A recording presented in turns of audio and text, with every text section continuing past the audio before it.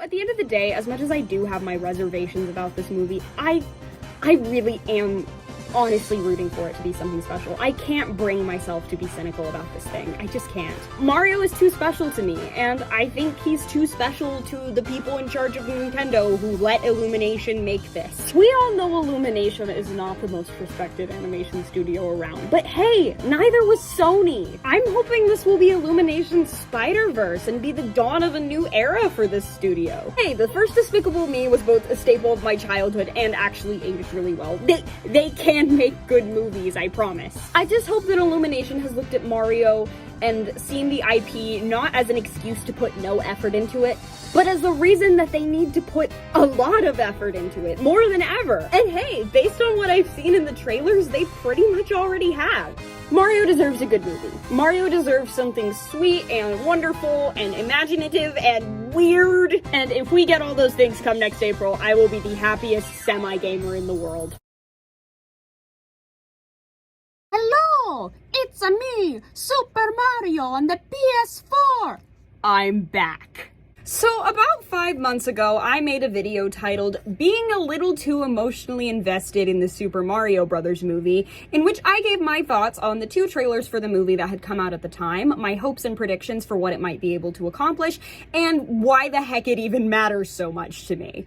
As I mentioned in my previous video, Super Mario Bros. Was my first ever hyperfixation and has overall been a pretty huge source of creative inspiration for me throughout my life, and seeing those trailers made me fall in love with the franchise all over again. And as I'm sure you can tell by the fact that pretty much all I've had time for this semester has been silly little YouTube shorts about various Mario-related things, my excitement for this movie only grew with every new bit of information we got about it. And I mean every new bit of information. I was there for every TV spot, every trailer. I watched a concerning amount of reaction videos. I hunted down every cast and crew interview I could possibly find. The last time I was excited enough about a movie to follow its production this closely was Bohemian Rhapsody, and that came out 4 years ago. I got involved in the Mario fan community on Tumblr, which made me realize even more just how much potential this movie had. It seemed like every day one of my mutuals was coming up with some brilliant idea for something that could happen in the movie that was incredibly creative, funny, or even emotional. I especially have to shout out my mutual Elita Dream in this regard. She makes the most gorgeous, heartfelt, and feels-inducing Mario fan art I have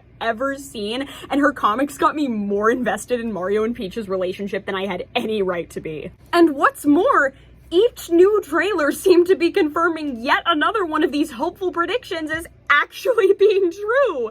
I mean, come on. Was anyone actually expecting them to use the opening from the Super Show? As we got closer and closer to the release date and we started getting more cast interviews, I was extremely impressed by the development that the actors were putting into these characters that it's frankly very easy to dismiss as one-dimensional. Jack Black showed such a perfect understanding of Bowser's torment and insecurity as well as his more comedic aspects, and Chris Pratt made Mario sound incredibly likable, relatable, and even layered. Even Keegan-Michael Key took the time to create character motivations for Toad. And with all of this in mind, my expectations for the movie understandably skyrocketed. I started to think maybe this could be more than just a cute video game movie.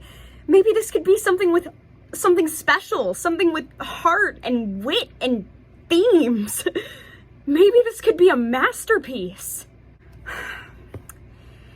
And then the reviews came out. I am not some pretentious cinephile who thinks that movies need to have heaps of social commentary and intense method-acted performances in order to be deserving of respect. However, I do like the media I enjoy to be able to hold up under scrutiny. As someone who regularly analyzes fictional media for fun and internet clout, I am not a girl who likes to have to turn her brain off in order to enjoy things. And as a lover of storytelling, there are very few feelings I hate more than enjoying a movie in the moment when I see it in the theater, and as I think about it more and more, it gradually getting worse and worse. And so, when I saw the Mario movie sitting at 54% on Rotten Tomatoes, 1 point lower than Minions, My face fell. Dispiritingly wrote, soulless, empty. A checklist of fan expectations and little else. And while other fans may have found it easy to dismiss critics out of hand, I felt that with every dismissive, disdainful word, another piece of my childhood, of my ability to let myself get excited about movies, was being snatched away before my very eyes. I had hoped so desperately and had every reason to believe that this would, at the very least, be the best Illumination movie since Despicable Me. And according to the critics, it was the second worst. Because my fatal flaw, I had come to realize, is that I am incapable of managing my expectations. Your girl's a regular Orpheus. She's so good at picturing what things could be that she is inevitably disappointed by what they actually are. I tried to cheer myself up. Hey, the audience score is almost perfect. But most of the positive reviews I kept seeing were mainly focused on the fan service. If I liked this movie, would I be able to do so in good conscience, or would it simply be the pretty colors and my decade plus worth of nostalgia that hoodwinked me into doing so? I told myself no.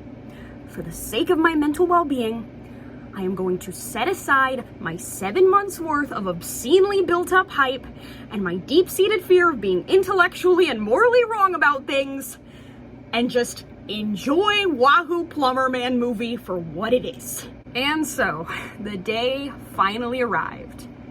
April 5th. The day my best college friend and I had been planning for months, right down to wearing the official bro colors. And so that morning, I put on my red dress and my denim jacket, treated myself to the transcendent strings of Good Egg Galaxy, and allowed myself to hope. And so, now that I have relayed to all of you the existential crisis I had leading up to this movie, there's only one question left to answer. Did we finally, at long last, get a movie that displays a perfect understanding of both Mario the idea and Mario the man, perchance? Do the Mario, swing your arms from side to side. The Super Mario Brothers movie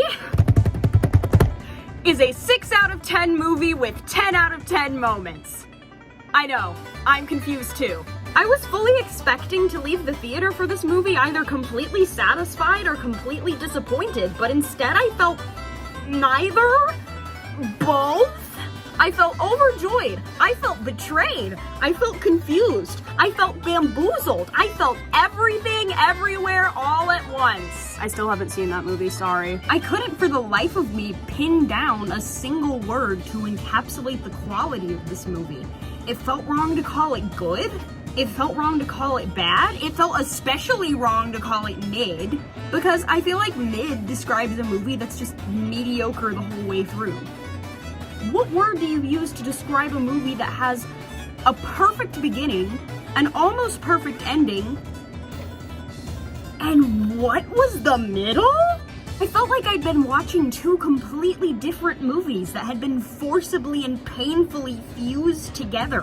One of them was brilliant and full of love and heart and care, and the other one was garbage. I don't know if I've ever seen a movie that had so much creativity in some areas and so much laziness in others. More than anything, I felt a little frustrated. I felt a deep reluctance to accept that I had just watched the finished product of months and months of waiting. I wanted to take this movie into my loving arms, send it back into production for a year, fix all the things that were wrong with it, and then it would finally be the movie it deserved to be.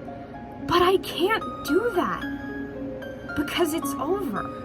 I both felt resigned to admit that the critics were right in a lot of ways, while also deeply annoyed that they weren't giving the movie the respect it deserved in the areas where it succeeded.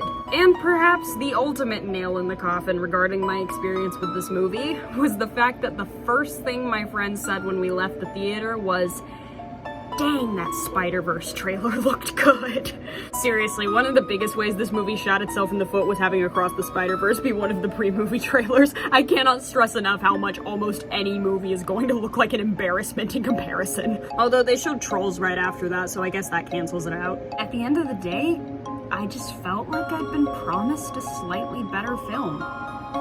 And it was probably my own fault. However, I will say that after having ranted to numerous friends and family about this film, both in joyous and are you kidding me fashion, and having read and watched a few more positive reviews than the ones I saw before watching the movie, I think I've made my peace with what this movie turned out to be now. In spite of the admittedly rather grim lead-in to this review, there really is a lot to love about this movie, and while the flaws are very much still there and still annoying, they don't get to me as much as they initially did for reasons that I'll mention later in the review. With that being said, I'm now completely ready to dive into everything I liked, didn't like, and everywhere in between about this film. There will be lots of spoilers from here on out, so if you haven't seen the movie, go watch it if you're a Mario fan. If you're not, it's probably not for you.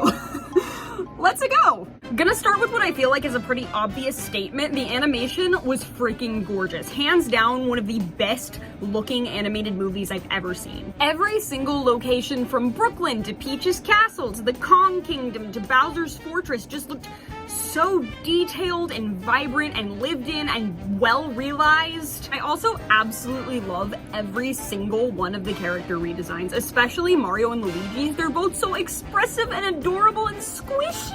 Look at them! Even though some of the characters in this movie do feel a bit underwritten, which we'll get to, their facial expressions and body language convey so much personality that you almost don't notice unless you really think about it. Can you believe how utterly precious Mario looks in this shot?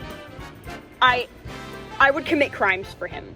Just look at those big blue eyes and tell me you would not do anything for this silly little Wahoo Plumber man. Ah, look at the way her dress flows. It's just like the games, and her facial expression is so cute. Ah! The movie works so well from a purely visual standpoint that in spite of how much I genuinely loved a lot of the voice performances, which we'll get to, I almost think this movie would have been better without any dialogue at all. The story is simple enough that the plot would still be fairly easy to follow, and it's so vibrant and fast-paced that I think it would still be able to hold kids' short attention spans. If WALL-E could, I definitely think this movie could do it too. Not that this movie is objectively anywhere near as good as WALL-E, that's literally my favorite animated movie of all time. But given how light on dialogue the games are, I think it would have been an artistically interesting and sensible choice, albeit one a studio as safe as Illumination probably would never consider.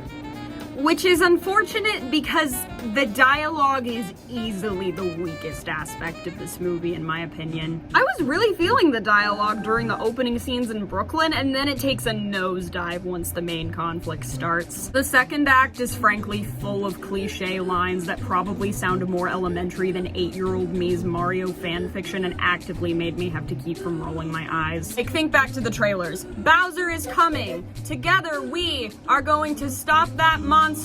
That's basically how the dialogue in that entire scene sounds. A lot of it felt very perfunctory and exposition dumpy too, like when Peach is teaching Mario about power-ups, for instance. There's a lot of stating the obvious moments too, where a character will basically say something that just happened and you feel like you're being talked down to as an audience member. Weirdly enough, Cranky Kong gets some of the worst of this, which is unfortunate because obviously Fred Armisen is super smart and super funny. There's a gag during the Mario vs. Donkey Kong fight where instead of getting the super mushroom, Mario accidentally gets the mini mushroom and becomes small, and Cranky Kong's like, ha, he got the wrong mushroom, and you're like, shut up! This movie also suffers a bit from MCU syndrome, where the characters will be having a sincere moment and then someone will come in and ruin it with an unfunny quip, which is frankly one of the few issues I was worried about from the trailers. Probably the biggest offender of this in the main cast is Donkey Kong. I realize he's mainly here for comedic relief, but like, Mario and Peach were having this one scene after his fight with Mario that was shaping out to be really nice and character building, and then Donkey Kong just shows up like,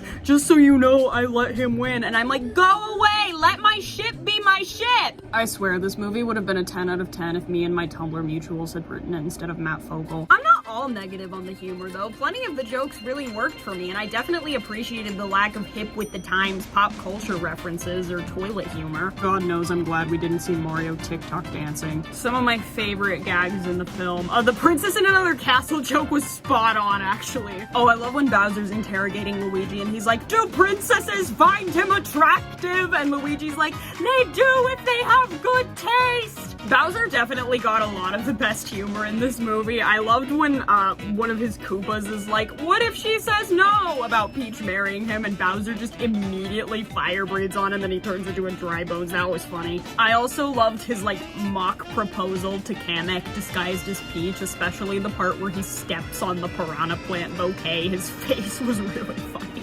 I thought it was hilarious that Mario hated mushrooms and Luigi liked them because someone on Tumblr literally predicted that like 3 days ago. The jokes about Mario's height were Not funny. Ridiculous. we respect Short King Mario in this house. It's fine, at least I get to make Edward Elric jokes about Mario now. The other recurring joke in this movie I really didn't like was the, like, 5 slow motion gags. They eventually just ended up feeling kind of pointless. I think the first one where Mario meets Peach was the exact moment I could feel the movie going downhill writing-wise. Probably because I was really afraid it was gonna turn into a slow motion hair flip love at first sight montage like the Lego Movie or the Lorax, which I was specifically hoping they wouldn't do with Mario and Peach. Luckily it didn't turn into that, but also, why did they do that then? I don't really remember any specific lines, but I thought Kamek had a lot of funny moments. I love the character voice Kevin Michael Richardson did for him. In general, I thought it was pretty novel hearing a lot of the heavily memed lines from the trailers and their actual context in the movie. Like, nothing could have prepared me for Bowser's actual full line during the opening scene being, "Open the gates or die!" But dude, man's ain't playing. I also thought it was funny how in the trailers you hear Peach say, "We have heart, and with your strength, we can win!" And I thought that was gonna be like some sort of emotional pep talk to Mario, but in the movie it's actually just her giving an inspirational speech to a very unbothered Cranky Kong when she tries to get his army. Overall, I think a lot of this movie's humor just really benefits from seeing it in a crowded theater where lots of people are laughing at the jokes. I saw a 4 p.m. showing of the movie with maybe only like 7 other parents and kids there, which on one hand was great because it meant my friend and I got to sing the plumber rap out loud instead of lip syncing it. But on the other hand, it meant there was a lot of awkward silence during some of the funny parts as opposed to some of the clips I've rewatched on YouTube where there's been like a much bigger crowd all laughing together and it's contagious. Overall, I definitely got a few good chuckles out of this movie, though I actually think the 1993 one is funnier, at least from an ironic standpoint. Like, don't get me wrong, this is obviously the far superior Mario movie, but nothing in it will ever hold a candle to Goodbye Dinosaurs or Monkey in terms of sheer comedic value. Speaking of the 1993 movie, this movie does not in fact confirm that Mario and Luigi's last name is Mario. 0 out of 10, the only bad Illumination movie. Now about them funky little references. I'm a certified nostalgia bait hater. I find myself very weary of movies where the primary appeal is, I know what that is. I hate what it's done to Marvel and Star Wars and Disney movies in general. However, I will say, if you want really, really good, I know what that is. Dang if this isn't about the best you'll ever get. Yeah, all of the references in this movie were incredibly loving and clever, and didn't it all make me feel like I was being marketed to? And the majority of them aren't shoved in your face like a lot of other contemporary fan servicey movies try to do. Rather, they're just like a fun treasure hunt for fans to find, and it gives the movie a ton of rewatch value. I loved when I'd catch Mario doing a specific move I remember from the games, like the ground pound or the drill spin. I had the hugest grin on my face when Bowser came out wearing his wedding suit from Odyssey. I loved when we got to Bowser's wedding and we saw guests such as King Boo and King Bomb-Omb, who literally dies in this movie. I'm serious, I forgot how, but at some point during the wedding his fuse gets lit on fire and he literally just straight up explodes, like, gone.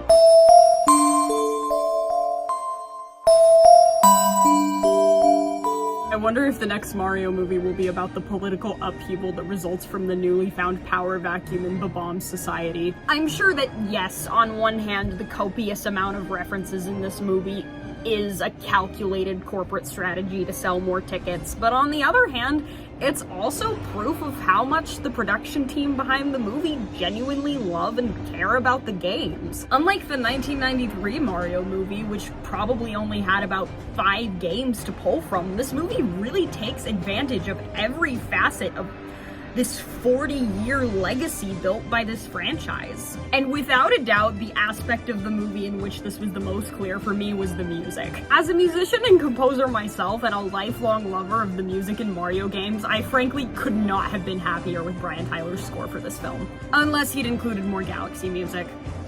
In which case, I hope he's just saving that for another movie. Please.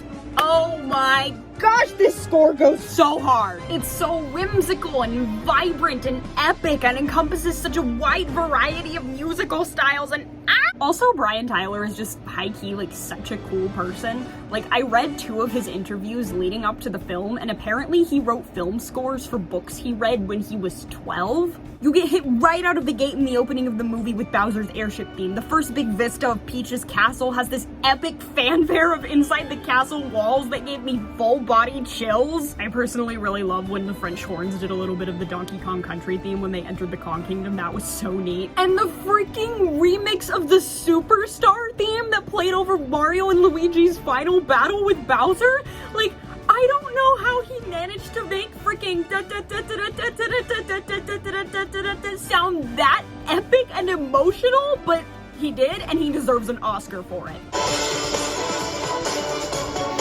You don't understand. I've never seen a 6 out of 10 movie that goes this hard. And it's not even just the game references I loved in the soundtrack. The original music is great too. If you've seen that one ad with Mario and the Piranha Plant, you've probably heard this one piece of music that goes like da da da da da. And when I heard that, I was like, dang, that sounds really familiar. What game is that from? I really like that. That is in fact Mario's brand new character theme that Brian Tyler wrote specifically for this movie. And he somehow managed to capture that classic Mario sound so well that it sounds like it's always been a part of the series to begin with. Like, I'm serious. That's how well it fits in right alongside all of Koji Kondo's classic pieces of Mario music. And it works so well as a theme for Mario specifically. Like, you hear it at all of his major character beats throughout the film, and it can sound vulnerable or triumphant depending on the context. It's delightful to watch this theme evolve with him. I'm pretty sure there's also a theme for Mario and Luigi's relationship specifically that plays over the flashback of them as kids that I also thought was really poignant and beautiful. Now, the inclusion of popular 80s songs in this movie ranged from really awesome to just really? By far my favorite one was Holding Out for a Hero with Mario's training montage. I'm always such a sucker for that song in pretty much any movie. Of course, it's admittedly obviously not used quite as well as it was in Shrek 2, but it still goes so well with the action of the scene and adds so much investment and urgency and really makes you want to cheer for our favorite little Wahoo plumber man. Not to mention the sheer amount of fan-edited trailers to this song made it even more awesome when it was actually in the movie. I also did really like the use of habanero over the bro's disastrous plumbing job. I know it's overdone, but it was still really funny. And hey, Italian aria for Italian characters. The other pop songs in the movie didn't actively bother me, but I could have taken or left them for the most part. I do think it's really funny that Chris Pratt has now starred in 2 movies featuring Mr. Blue Sky. That had to be on purpose. Musically, I thought the Beastie Boys' No Sleep Till Brooklyn worked really well with the bros introductory platforming sequence. I just really hope no small children who watch this movie are obsessed enough with it that they feel the need to look up the lyrics. Yeah, he's in the back 'cause he's skeezing with a hook. What? If any of the songs in the movie didn't work, it was probably Take On Me. I mean, all of the other songs in the movie feel like they have reasons to be in those particular scenes, even if those reasons are extremely simple. No Sleep Till Brooklyn. The scene takes place in Brooklyn. Holding Out for a Hero. Mario's a hero. Thunderstruck. Karts make thundery noises, I guess. Take On Me is in the introduction to the Kong Kingdom because why? Don't get me wrong, I love a good aha moment, but But after listening to this movie's soundtrack in full and hearing the awesome medley of Donkey Kong Country music that was supposed to be in that scene instead, I do feel like we were robbed. I also have no clue how you make a Mario movie that heavily features licensed 80s music and you don't include Jump by Van Halen. Can you tell I'm on the third day I've spent filming this video by the fact that I had literally no choice but to change my outfit? Now, up to this point, I've focused mainly on the surface elements of this movie. The animation, the references, the music, the jokes. But how does it fare in the substance department? Well, critics will tell you it doesn't have any, and the fandom honestly hasn't really been doing a whole lot to contradict that. Yeah, I've seen a lot of the more positive fan reviews just being like, LMAO, who wants emotions or character development in a Mario movie? And I'm like, well, I did. This movie is, yes, for a film, extremely thinly plotted, but hey, it's already got more of a plot than any of the games that aren't the RPGs or Galaxy. And while this movie doesn't have much in the way of themes, I think it actually has more going for it in the character and feels departments than it's been getting credit for, though admittedly the execution could use some work. If I'm being completely honest, my favorite part of this movie might have been the first 15 minutes. First of all, this movie opens literally exactly how everyone on the internet predicted it would, with Bowser stealing the superstar, immediately transitioning into the plumber rap, and that's hilarious. I think these first 15 minutes do such a brilliant job of introducing us to Mario and Luigi's characters as we see them in this film and drawing us into their world. The first thing you see of the bros in this movie is them reacting to this goofy little low-budget commercial they made together for their plumbing business, and then as soon as it ends, they just immediately start hugging each other and telling each other how great they were, and it's so charming. I went into this movie with the number one thing I was hoping for being that if nothing else about this movie worked story-wise, we would at least get some quality bro moments out of it, and boy oh boy, these two did not disappoint. They really are the emotional core of this film.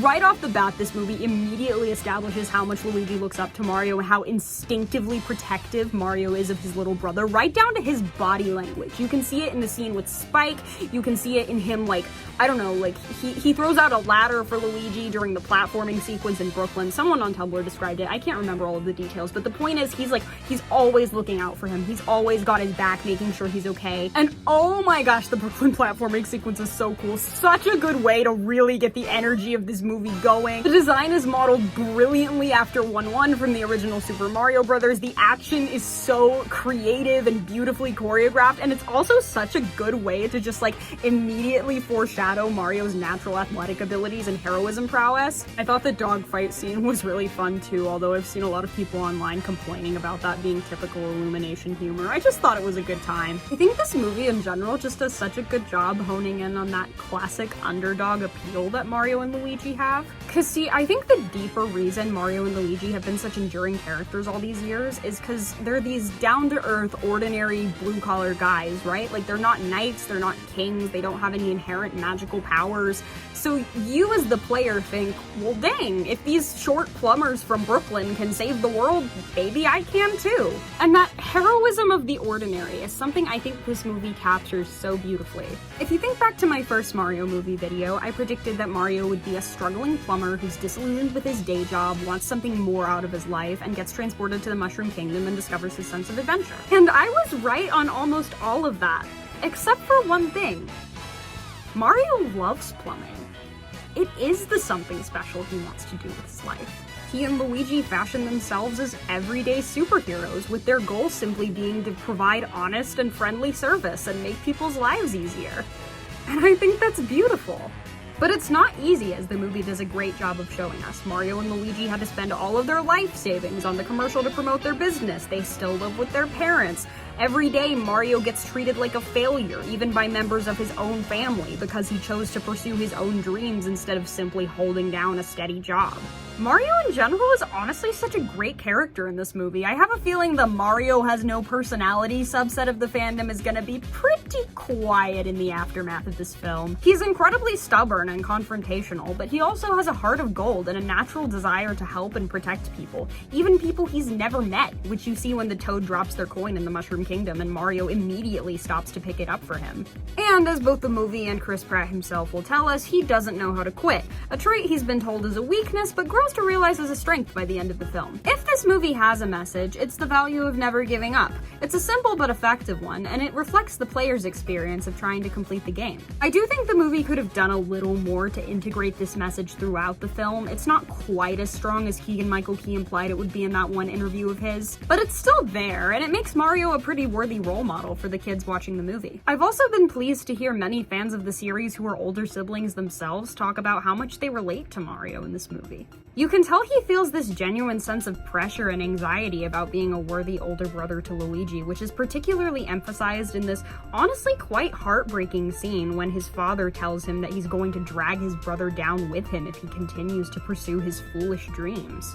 This line heartbreakingly foreshadows Luigi's eventual capture by Bowser, which wouldn't have even happened if he hadn't followed Mario into the sewers, something I can infer that Mario feels a bit guilty for. This movie also thankfully subverts something I was really afraid it was going to do based on the trailers. Mario is not in fact a chosen one in this movie, and I couldn't be happier. Peach's initial excitement upon meeting him is merely because she's excited to meet another human for the first time. Bowser isn't angry when he hears about Mario because he's afraid he'll defeat him, he's just afraid he's going to steal his girl. No, movie Mario really is just a guy whose main superpower is I freaking love my brother, and I love him for that. And I must be completely honest. If this movie has 99 problems, Chris Pratt ain't one. I'm honestly convinced at this point that Illumination just picked his worst lines for the trailers to stir up discourse because they're not at all reflective of his performance in the actual film. He does not just do his own voice, nor does he try and fail to sound like Charles. He really just does this very charming, expressive New York accent, and overall just does a great job of capturing Mario's enthusiasm and idealism, just like he did with Emmett. Save Brooklyn? Luigi! This is our chance! Destiny is calling! I'm really pleasantly surprised that I never once found myself thinking that's Chris Pratt voicing Mario. I really just thought that's Mario.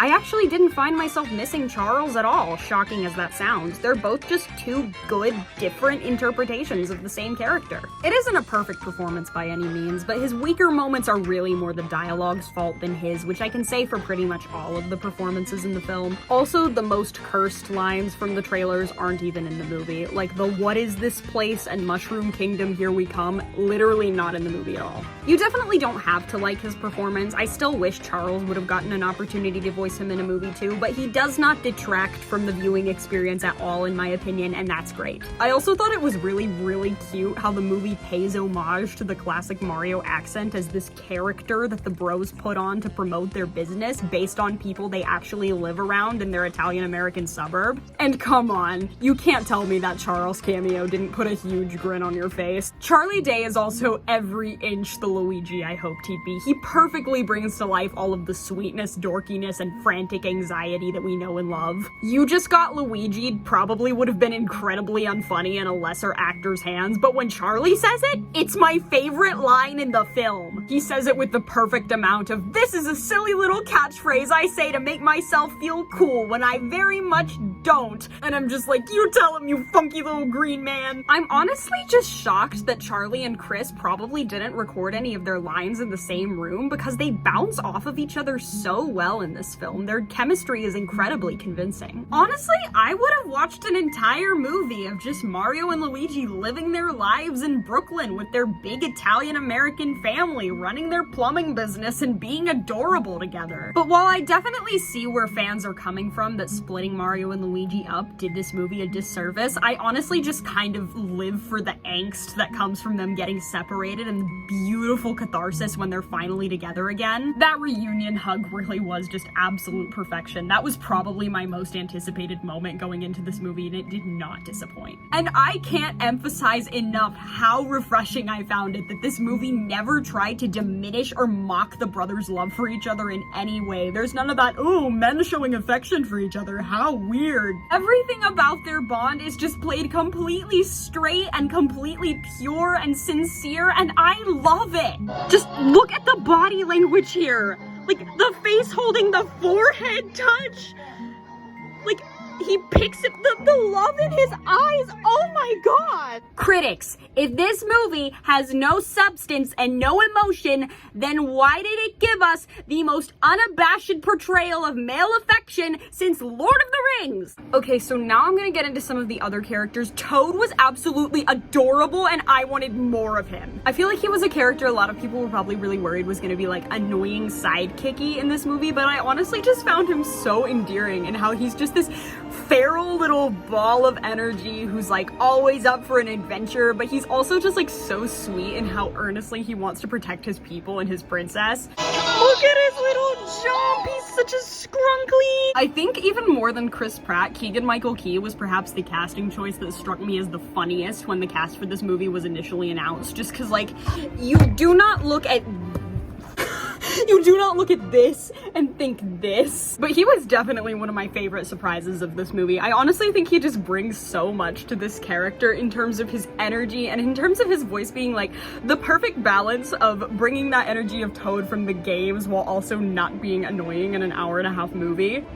His interviews were among my favorites to watch in the cast. I think he's so well-spoken and intelligent, and I just loved the interpretation he had of Toad just being like this super patriotic and passionate member of the Mushroom Kingdom who's just like so excited to show his world to Mario. The sequence where he's like touring Mario around the Mushroom Kingdom was just so charming. Yeah, my only real issue with Toad was really just that like I wanted more of him than what we got. I feel like we didn't get any payoff to his relationship with Mario at all because like they don't really talk to each other at all after like their initial first couple scenes together. I thought the frying pan gag was so funny, oh my gosh. But like there's no moment where I feel like Mario really connects with Toad the same way Toad like instantly connects with him, and I wanted more of that. Like more Toad in the next movie, please. He's so cute. Peach. Peach is another character that I was very anxious to see what the movie was gonna do with her. I've been a Peach fan since childhood, and I was very excited to see her finally get to grow beyond her role as a damsel in distress and finally get her moment to shine. But I was also worried that in this attempt to portray her as this strong female character, which she's definitely been before in previous versions of Mario,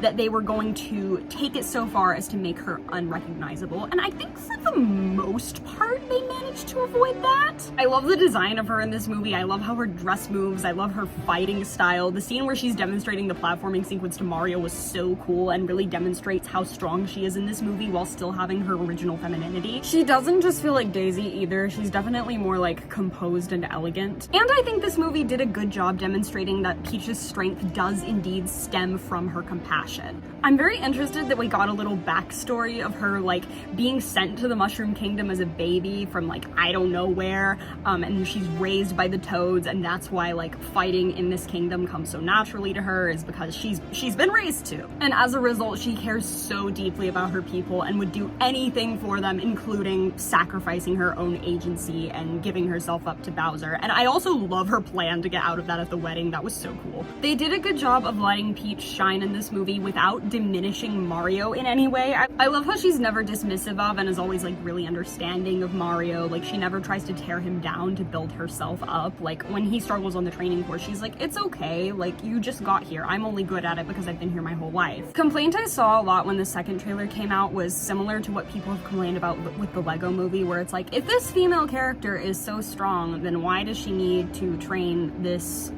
little milquetoast mediocre man to complete this quest for her? Like, why can't she just do it herself? But I definitely don't think this movie falls into that category, because if you're paying attention, like Peach doesn't actually need Mario's help so much as he's just so determined to go find Luigi that she's like, okay, yeah, you can come along. If you train, you can come with me. So it's much less, like I said, Mario isn't a chosen one in this movie, so it's much less about like her having to train this hero of the prophecy or whatever to do anything for her, as much as like they're equals in this quest together, and I love that. And there are never any moments where she's like, oh, girl power, and it's like, you think I can't do this because I'm a girl? Like, no, she's just a competent person doing her job.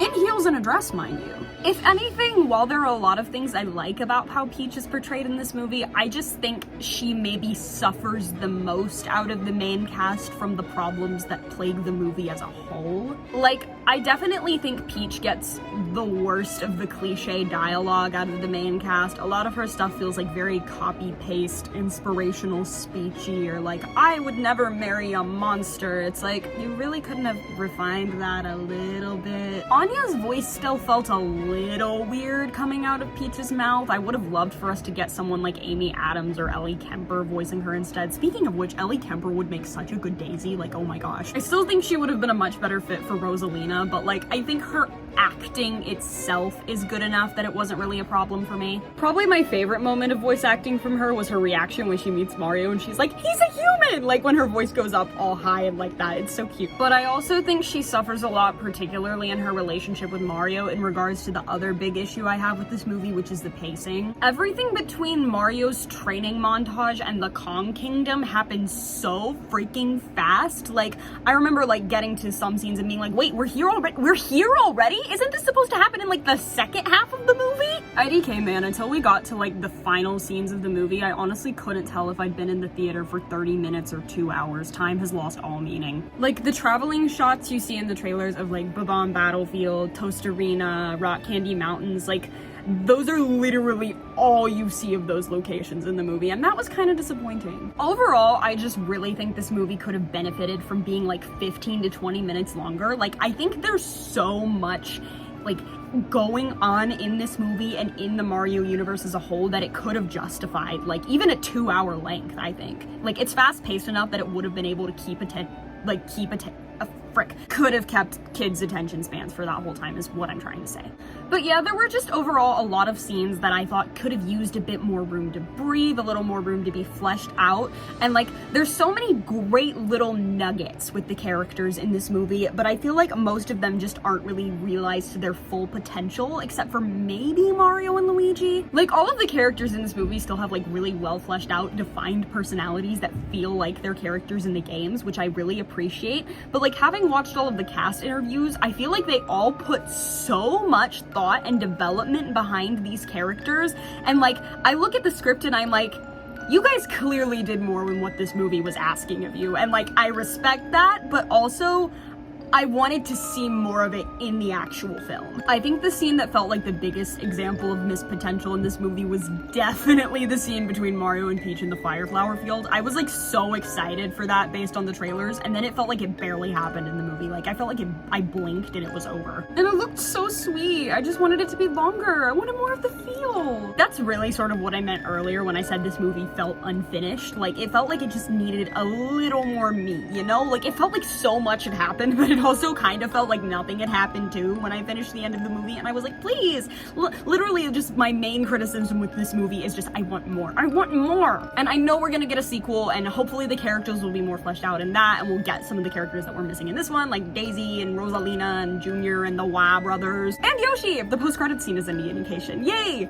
There were a lot of things that I did really like about Mario and Peach's relationship in this movie, but I don't think it quite felt like it added up to a satisfying whole. Like something still felt kind of missing, kind of flat. I like that Peach feels this sort of instant connection with Mario because he's the first person she's ever met that's presumably from the world she came from, and I love the part when Mario's like, if I get to take you to Brooklyn, I'll buy you a pet turtle. Like, although I would have liked that line better in a different context than the one it actually happened in, like the Kart scene just felt like not quite appropriate for I feel like it could have been a sweeter, more intimate moment than it actually ended up being. And I also love how much Peach admires Mario's determination and inability to give up in this movie, and I like how Mario appreciates that she appreciates that about him, because no one ever really has seen that as a positive trait before. And I like that this movie doesn't force a romance between them right away. I thought that was so refreshing. Like, they've just met each other, they're just getting to know each other, and I'm looking forward to seeing that chemistry they have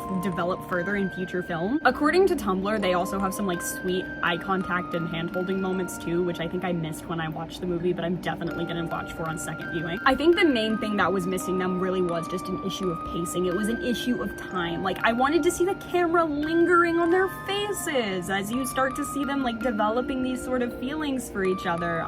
And then I feel like the chemistry between them would have felt way less rushed and a lot more convincing. And also, call me old-fashioned, but I really just wanted a little bit more of that chivalry and sweetness that you see between them in the games. Mario doesn't bow to Peach once in this movie, which kind of disappointed me. But yeah, overall, mostly a fan of what they did with Peach in this movie. I just wanted more. And like, I want more of her backstory too. Please give us more in the second film. I want to find out where she came from. I want to find out why. Please, I'm so curious. And now we have come to the one character that I don't think I have seen a single person have any complaints with in this movie, which is Bowser. Jack Black completely 100% lived up to the hype for this role. Man's left absolutely no crumbs. He was just having the time of his life and I loved it. He really just becomes like the biggest fan of whatever character he's playing. Like his excitement is so palpable, and also like Mans has so much range. Like he can pull off Bowser and Poe. This is without a doubt the best portrayal we've seen of Bowser in the Mario franchise, probably since the RPGs. Like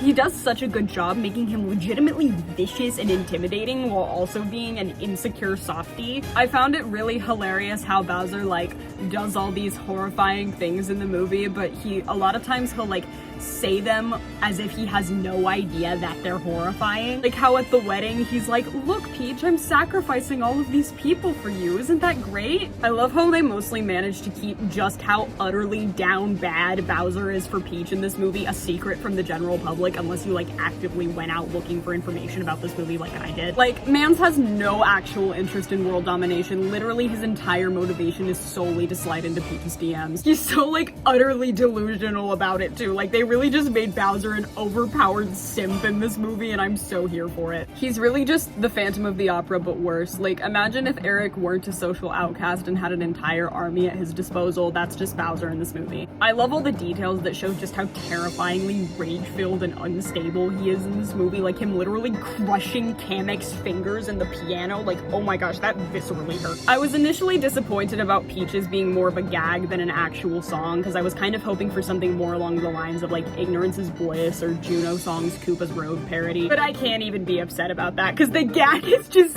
so funny.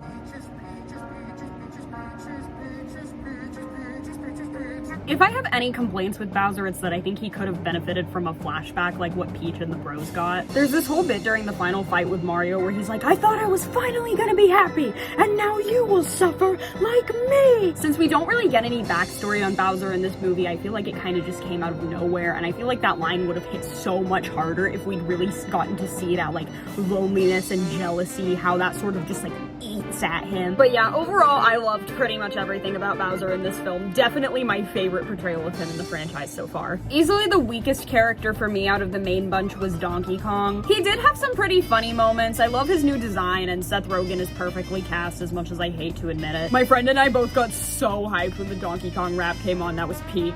Also, I would have freaking died if you'd told me 2 years ago we would get a Mario movie where Mario and Donkey Kong both have daddy issues. I just think that's hilarious. Yeah, my complaints with Donkey Kong in this movie are a lot less to do with him than his impact on the tone of the film as a whole once he enters. As I said before, he's definitely the biggest offender of this movie's MCU quipping syndrome, and he gets in the way of genuinely sweet and sincere Mario and Peach moments not once but twice, which I hate. And I just don't like the fact that the movie puts more emphasis on Mario's relationship with him than his relationship with Peach or Toad in the final act of the movie. That really got on my nerves. So that's pretty much all my thoughts on the characters in the movie. Good grief, that was a long section. Overall, I really liked this movie's approach to the existing Mario cast, even though I will admit they could have benefited from a few more quiet moments so that the relationships and arcs didn't feel as rushed. There's a lot of meaningful additions to all of their personalities and lore that feel like natural extensions of what we see in the games, and almost all of the voice actors just feel like perfect fits. If I had to rank how I felt about how the characters were portrayed in this movie, I'd probably say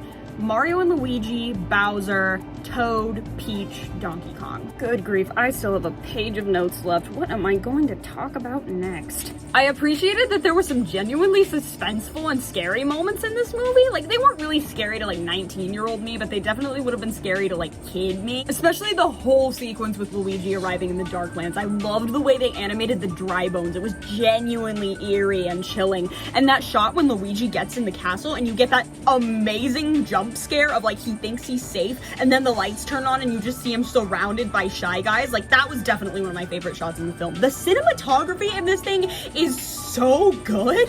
And the part where Luigi and all of like Bowser's prisoners are being lowered into the lava and they get so close that the lava starts to seep into the cage and the bars melt off and Luigi has to cling to the top of like the cage lid and he's like right between the lid, which is probably burning hot, and the lava, and I'm like I knew nothing bad was gonna happen because it's a Mario movie, it's Luigi's not gonna die, but it was still genuinely so tense. I was on the edge of my seat. I loved when Bowser's little like rock band was playing the Fury Bowser theme. That was neat. I definitely initially thought that the inclusion of Rainbow Road in this movie was gonna feel like a bit of forced fan service, and like, yeah, it kind of still is, but it's also just such a cool and creative place to stage an action scene, and the way it's shot is so awesome. Like the long take of Mario doing like the iconic shortcut where he falls onto the other side of the track, like that's so good. Get Blue Shelled was also a really cool moment, but I think it would have hit even harder if like the Blue Shell Koopa had actually been like an established character beyond that scene. Sorry, just another example of the movie being kind of rushed. I will definitely say throughout this movie, one of the most fun things was seeing which fan productions ended up being true and which ones didn't. Like someone on Tumblr a few days before the movie came out was like, oh, I really hope there's a flashback to Mario and Luigi as kids where you get to see how Mario's always protected Luigi ever since they're little, and Luigi's thinking about it as he's separated from Mario for the first time in his life, and that did actually happen and it hurt. However, on the other hand, there were also two pretty universally agreed upon fan theories that didn't end up happening at all. For example, a lot of fans were theorizing that Luigi would band together with the rest of Bowser's prisoners to like stage some sort of escape, establishing a character arc for him learning to be more courageous and assertive, and unfortunately that didn't happen, which was kind of lame, but we got Luigi having character development in other ways, so it's fine. But the funniest one, I think, is, okay, so the biggest thing I have noticed about the Mario fandom is that being really into this franchise that has like super scattershot lore and like you don't know a whole lot about the characters, so you have to fill in all the blanks yourselves. Mario tends to draw people with really overactive imaginations. So when one of the promotional pieces for this movie just vaguely features vaguely implies that the one-up mushroom is going to be in the movie, that is all it took for the fandom to just immediately like, okay, one of the brothers is gonna freaking die in the final fight with Bowser and they're gonna do a heroic sacrifice and then they're gonna get brought back to life by the one-up mushroom. Like, we all just decided that was gonna happen, and then it didn't because Illumination, they would never. I just think it's so funny that that was such a universally agreed upon thing. Like, there were literally full-on debates on Tumblr like, okay, which one of the bros is gonna do the heroic sacrifice? Is it gonna be Mario? Is it gonna be Luigi? Oh, I bet the Luma's gonna freaking sacrifice themselves to turn it into the one-up mushroom because they do that in Galaxy, and no, it didn't happen.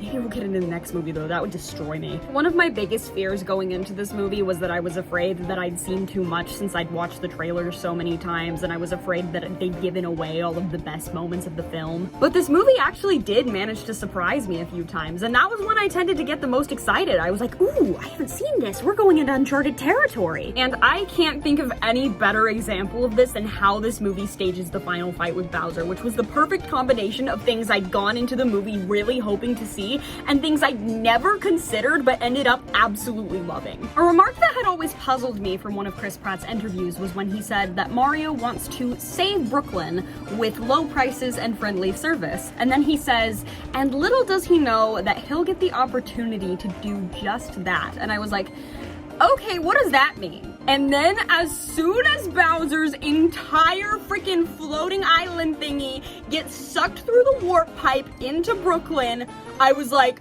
oh, we're going there. It was completely different from anything I think anybody was expecting this movie to do with the final Bowser fight, and honestly, I respect the movie for taking that risk. Something I was really looking forward to going into this film, and something that this final fight executes so well and makes hit so hard, is just the sheer rawness of seeing Mario, my eternally optimistic childhood hero, beaten to a pulp and on the brink of despair? Okay, like, Bowser is freaking out for blood in this scene. He throws Mario through windows, he tries to burn him to a crisp with his fire breath, he tries to crush him with a car. Like, can Miyamoto give me a game where Bowser just straight up wants to murder me? I mean, I guess he kind of does in most of the games, but I don't know, something about seeing it in Brooklyn in like a movie format made it hit different for me. And he does exactly what I hoped he would do in this scene, which is is throw all of Mario's insecurities in his face. Everything Spike and his father made him feel like he was worthless, weak, a failure, a joke. We've never seen Mario this vulnerable before, this broken, this human. And that's honestly one of the things that made this movie so special to me as a lifelong fan of the franchise. His eyes are full of fear, then defeat. His face is swollen and covered with bruises. He's been thrown inside the very pizzeria where the movie opened. The very pizzeria where Spike told him he was a joke and always would be. And then we get probably my favorite moment in the entire movie. One of mine and many others' biggest hopes for this movie was that Mario would be on the verge of giving up in his final fight with Bowser, but the thought of his brother would inspire him to keep going and come back stronger than ever before. And this movie does exactly that, in such a beautiful and unexpected way. The movie pulls this off by having Mario look up and notice that the TV is playing his and Luigi's commercial from the beginning of the movie, and it repeatedly glitches on the words, "Save Brooklyn." And I'm sorry, I know that's probably corny as heck, but it's just so beautiful! And then the rest of the fight is just one of the most gorgeously cathartic things I've ever seen in any animated film. Like, Luigi comes out and saves Mario with a manhole cover right as he's about to be overtaken by Bowser's fire breath. It says, "Nothing can hurt us as long as we're together," just like they said in the warp pipe. And then Mario and Luigi both get the superstar and they defeat Bowser together using bro attacks from the Mario and Luigi games, which is exactly what I was hoping they would do. Like, people will try to say this movie isn't about anything. It's just about two brothers who really, really love each other and inspire each other to be the best versions of themselves, and this fight just perfectly encapsulates all of that. I honestly couldn't have asked for a better climax to this movie. Unless they'd said "so long, gay Bowser." That would have made it slightly better. So, is this movie a masterpiece? Objectively, no. I guess I can't trust everything that comes out of Chris Pratt's mouth after all. But as a video game adaptation, this movie has a ton of strengths. It fully embraces the wackiness of its source material, and I think it does an excellent job capturing the spirit of what makes everybody love Mario so much. But at the same time, it's also willing to take risks and make changes for the sake of a more compelling story, though perhaps it could have stood to make a few more. The intellectual in me groaned very frequently throughout the middle section of this movie, but the kid in me had a blast. And while it certainly wasn't a deep movie, it had just enough heart, charm, and emotional core to be a satisfying narrative. There were several things about this movie that didn't quite live up to my 7 months worth of hype, but there were also plenty that absolutely did. And I think I may actually up my rating of this movie to a 7 out of 10 movie with 10 out of 10 moments, as I've realized plenty more things I like about it since seeing the movie and even since I began filming this review. Seriously, this thing has taken me 4 days. It's almost 2/3 the length of the actual movie by now. I definitely think it's a bit much to call this movie Illumination Spider-Verse, as I'd hoped it would be in my previous Mario video, but I definitely think it's a start, and it's certainly their best movie since the original Despicable Me. I was a bit harsh on this movie at first because I didn't feel like it was quite sophisticated enough to satisfy 19-year-old pretentious media analyst me. But you know what? I can say with absolute certainty that this would have been 8-year-old Lauren's favorite movie of all time. And I think that's all I really needed it to be at the end of the day. I've often struggled to define what's made Mario stick with me this long, beyond just the nostalgia, fun, and pretty colors of it all. And I think that can be summed up in one key word: potential. The possibilities created by the world of Mario are simply infinite. From the innumerable worlds you can explore to the countless different ways you can interpret the characters. And while this movie doesn't take advantage of quite as much of that as I would have hoped, that leaves plenty to explore in another film. I've gotta say, I can't wait to see what the Nintendo Cinematic Universe does next. Please let it be either Galaxy or Luigi's Mansion. Mario, Luigi, and a Donkey Kong too. 1,000 troops of Koopas couldn't keep me from you.